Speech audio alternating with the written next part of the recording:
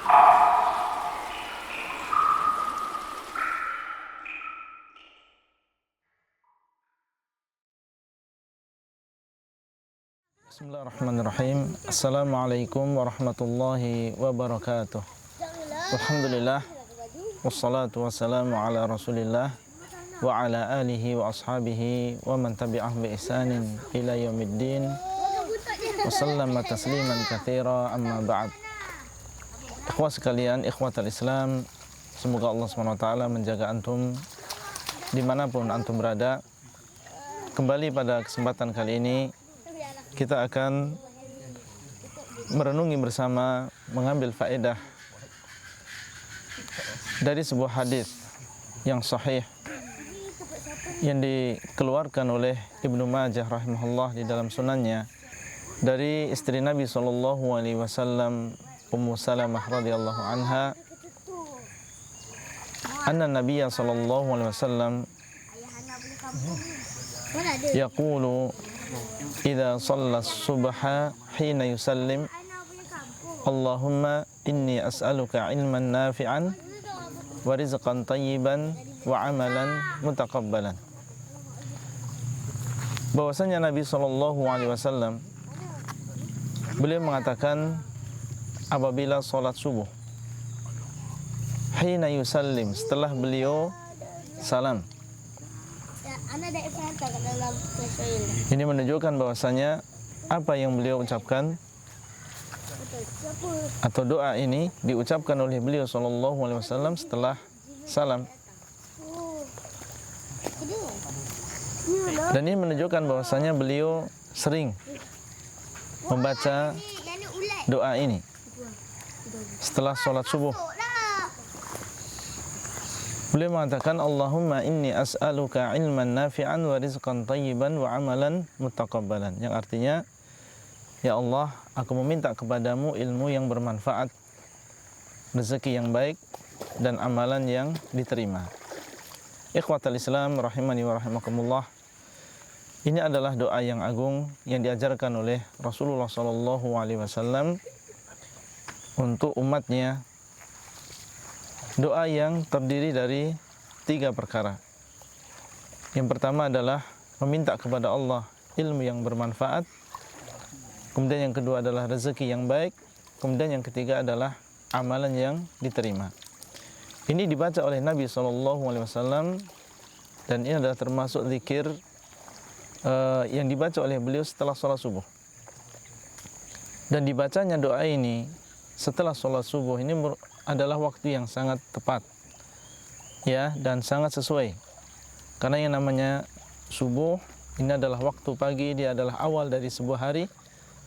Maka sangat pas sekali apabila seseorang membaca doa ini setelah sholat subuh, yaitu mengatakan Allahumma inni as'aluka ilman nafi'an wa rizqan tayyiban wa amalan mutaqabbalan. 3 perkara ini. Dan di antara faedahnya disebutkan oleh sebagian masyayikh, ya, bahwasanya tujuan hidup seorang muslim adalah pada 3 perkara ini. Ya. Dan ketika dia membaca di pagi hari, ya, maka dia telah menentukan tujuan hidupnya. Ya. Sehingga dia hidup atau melewati harinya setelah dia membaca Allahumma inni as'aluka ilman nafi'an wa rizqan tayyiban wa amalan mutaqabbalan, maka dia mengetahui bahwasanya hidup dia adalah dengan tujuan untuk mendapatkan ilmu yang bermanfaat, ya, untuk mendapatkan amalan yang diterima dan mendapatkan rezeki yang baik. Maka dia hidup dengan tujuan. Dan orang yang hidup dengan memiliki tujuan tentunya berbeda, ya, dan sangat berbeda dengan orang yang hidup tanpa memiliki tujuan. Nah, dengan dia membaca doa ini setiap pagi, maka dia ingat bahwasanya dia hidup ingin, ya, mendapatkan, ya, perkara yang bermanfaat bagi hidupnya. Baik, beliau mengatakan Allahumma inni as'aluka ilman nafi'an. Ya Allah, aku meminta kepadamu ilmu yang bermanfaat. Dari 3 perkara ini, beliau SAW, ya, mendahulukan ilmu. Dan ini menunjukkan tentang kedudukan ilmu di dalam Islam. Sebelum meminta rezeki yang baik, sebelum meminta amalan yang diterima, meminta kepada Allah ilmu yang bermanfaat. Ya, Dan di dalam Al-Quran Allah SWT mengatakan fa'lam annahu la ilaha illallah wastaghfir li dzambik. Ya, ketahuilah, belajarlah, ilmuilah bahwasanya tidak ada sesembahan yang berat disembah kecuali Allah, dan memohon ampunlah kepada Allah SWT. Fabada'a bil ilmi qabla al-qawli wal amal. Ya, maka Allah SWT mendahulukan ilmu sebelum ucapan dan juga perbuatan. Maka dalam hadis ini beliau SAW mendahulukan ilmu sebelum rezeki yang baik dan sebelum amal yang saleh, menunjukkan tentang keutamaan ilmu. Ya, dan ini juga menunjukkan ikhwas sekalian, saudara sekalian, bahwasanya seorang muslim tiada hari kecuali dia isi dengan ilmu. Berusaha bagaimana setiap hari bertambah ilmunya. Ini dibaca oleh Nabi SAW setiap pagi. Maka jangan sampai terlewat hari kecuali kita bertambah ilmu. Ya, membaca, kemudian mendengarkan, mengambil faedah, ya, merojehkan sebuah perkara. Jangan sampai terlewat sebuah hari dan dia tidak menambah sedikit pun ilmu yang dia miliki. Sebagian salaf dahulu, ya, apabila mereka melihat tenggelamnya matahari, sebagian menangis. Kenapa menangis? Karena dia merasa tidak memanfaatkan hari tersebut dengan semestinya. Ya, maka seorang muslim memiliki perhatian yang besar terhadap ilmu agama ini. Ya, kemudian beliau mengatakan ilman nafi'an, ilmu yang bermanfaat. Karena di sana ada ilmu yang tidak bermanfaat. Yang kita minta kepada Allah adalah ilmu yang bermanfaat. Dan ilmu agama adalah termasuk ilmu yang bermanfaat. Ya, ilmu agama ya dengan berbagai cabang ilmu yang ada di dalamnya adalah ilmu yang bermanfaat. Maka kita meminta kepada Allah, ditunjukkan oleh Allah ilmu yang bermanfaat. Dan doa tentunya tidak, kita berdoa kepada Allah tidak hanya sekedar berdoa, harus dengan usaha. Kalau kita sudah meminta kepada Allah ilmu, maka kita harus mengambil sebabnya. Ya, bagaimana seseorang hanya mencukupkan diri dengan berdoa sementara dia tidak mengambil sebabnya? Kalau kita meminta kepada Allah ilmu yang bermanfaat, maka kita harus mengambil sebabnya. Mau kita belajar, menghadiri majelis ilmu, bukan berdoa setiap hari dengan Allahumma inni as'aluka ilman nafi'an, tapi dia malas untuk ya mempelajari ilmu agama. Ini berarti ia tidak mengambil sebab. Ini seseorang apabila ingin mendapatkan anak, ya ingin mendapatkan keturunan, maka dia harus mengambil sebabnya, ya menikah, ya dan berusaha untuk menikah dengan wanita yang subur misalnya. Ya, dia berdoa kepada Allah meminta dzurriyyah, meminta keturunan, tapi diiringi dengan mengambil sebab. Orang meminta rezeki juga demikian. Ya, diiringi dengan mengambil sebab, yaitu dengan bekerja. Baik, kemudian beliau mengatakan warizqan thayyiban.